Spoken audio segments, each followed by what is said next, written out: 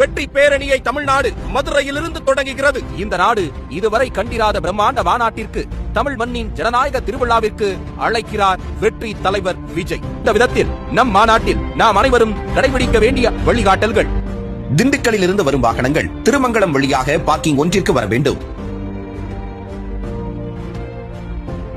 தேனியிலிருந்து வரும் வாகனங்கள் திருமங்கலம் வழியாக பார்க்கிங் ஒன்றிற்கு வர வேண்டும்.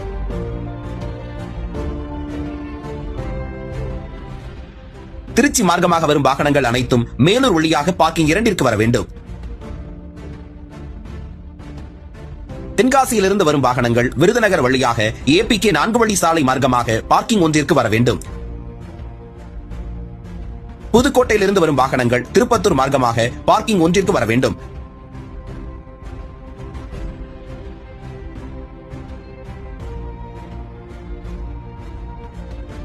ராமநாதபுரத்திலிருந்து வரும் வாகனங்கள் பார்த்திபனூர் 4 வழி சாலை வழியாக வந்து APK 4 வழி சாலை மார்க்கமாக பார்க்கிங் ஒன்றிற்கு வர வேண்டும்.